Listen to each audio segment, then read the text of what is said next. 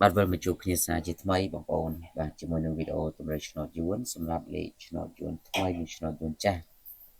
សម្រាប់ថ្ងៃទី7ខែ7បាទថ្ងៃនេះថ្ងៃល្អមែនទែនហើយសម្រាប់បងប្អូនពុកម៉ែមីមីទាំងអស់គ្នាដែលមិនទាន់បានចុច Subscribe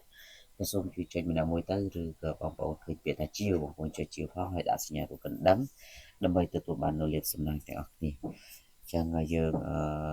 ជារៀងរាល់ថ្ងៃគឺបងប្អូនតែងទៅទទួលបាននៅលេខតូចបាទគឺយើងមានលេខតូច4គ្រាប់ដើម្បីយើងធ្វើការលេងនៅឆ្នោតយន្តថ្មីម៉ោង10កន្លះម៉ោង1កន្លះហើយឆ្នោតយន្តចាស់យើងលេងម៉ោង4កន្លះនិងម៉ោង6កន្លះបាទហើយចំពោះលេខធំបាទគឺពុកម៉ែមីមីយើងមានមួយគ្រាប់ដើម្បីបងប្អូនយកទៅធ្វើការគុណផ្សំសំដែងទាំងអស់គ្នា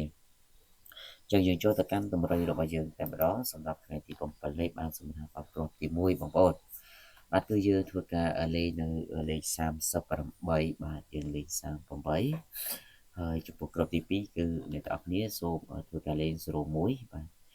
3801បាទហើយចំណែកគ្រាប់ទី3យើងលេង96បាទ96ហើយគ្រាប់ទី4យើងបុក44បាទហើយអានេះគឺជាតម្រុយលេខតូចបាទសម្រាប់បងប្អូនយកទៅលេងបាទដូចបានបញ្ជាក់ជូនខាងដើមគឺយើងលេងម៉ោង10ម៉ោង1ដល់ម៉ោង4ម៉ោង6បាទយើងលេង4ម៉ោងហ្នឹងហើយចំពោះលេខធំវិញគឺអ្នកទាំងអស់គ្នាសូមយក067គុណបាទ